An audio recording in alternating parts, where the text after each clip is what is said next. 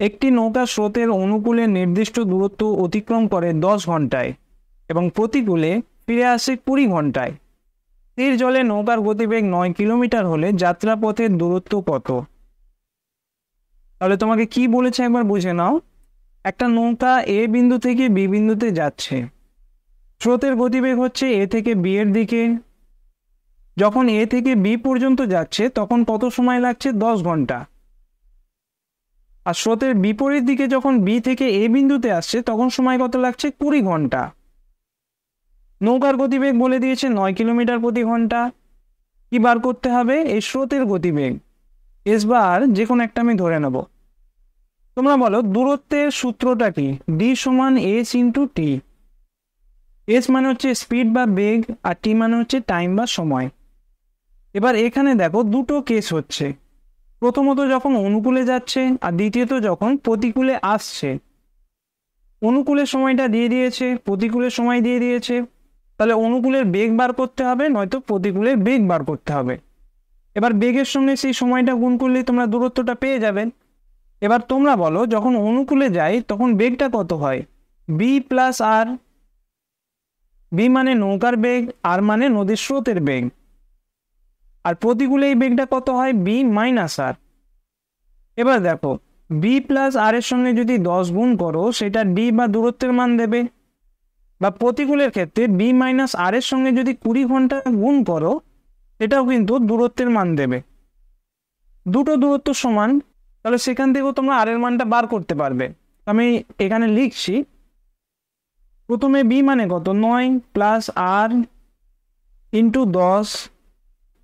এটা অনুকূলের ক্ষেত্রে ডিস্টেন্সের মানটা বার করলাম। এটা সমান কি হবে? প্রতিকূলের বেগ 9 মাইনাস আর ইন্টু প্রতিকূলের সময় 20 ঘন্টা। 0 0 কেটে দাও, তাহলে বাম দিকে কত পড়ে থাকছে? 9 প্লাস আর। আচ্ছা আমি এখানে লিখছি 9 প্লাস আর, এটা সমান কত? 18 মাইনাস 2 আর। 2 আরটা বাম দিকে গেলে কত হবে? 3 আর। এটা সমান 18 থেকে 9 বিয়োগ মানে 9। 3-এর সঙ্গে আর গুণ করলে 9 হচ্ছে, তাহলে আর এর মান কত হবে? অবশ্যই 3। আরটা কি? নদীর স্রোতের বেগ, যার মান তুমি 3 পেলে। আর নৌকার বেগ অলরেডি বলে দিয়েছে 9 কিলোমিটার। এবার এই দুটো ইকুয়েশনের মধ্যে যে কোনো একটাতে আর এর মান বসিয়ে তোমরা ডি এর মানটা বার করতে পারবে। প্রথমে অনুকূলের কেসটা দেখো। অনুকূলের বেগটা কত হবে? 9, আর এর মান 3 পেয়েছো, তাহলে 9 3 12। অনুকূলে কত সময় লেগেছে? 10 ঘন্টা। তাহলে টোটাল ডিস্টেন্স কত হচ্ছে? 120 কিলোমিটার।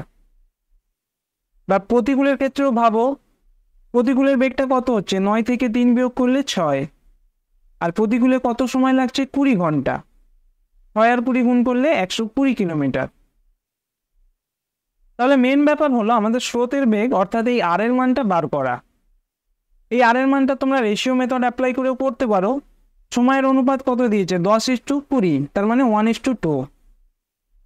বেগের অনুপাত উল্টে যাবে, 2:1 হবে। তো সেখান থেকে নৌকার অনুপাত এবং স্রোতের অনুপাত, একবার এই দুটো যোগ করব 3, একবার বিয়োগ করব সেটা হবে 1। এবার প্রশ্নে দেখো এই 3 ইউনিটের মান কত দিয়েছে? 9।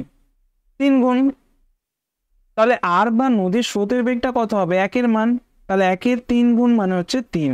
এখান থেকে আর এর মানটা তোমরা পেয়ে যাবে। আর এর মানটা পেয়ে যাওয়ার পর অনুকূল বা প্রতিকূল যে কোনো একটা সাপেক্ষে তোমরা এই ডি এর মানটা বার করে নিও।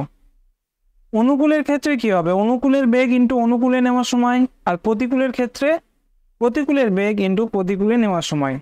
দুভাবেই তোমরা দূরত্বের মানটা বার করতে পারবে। আশা করছি তোমরা অঙ্কটা বুঝতে পেরেছো। Thank you.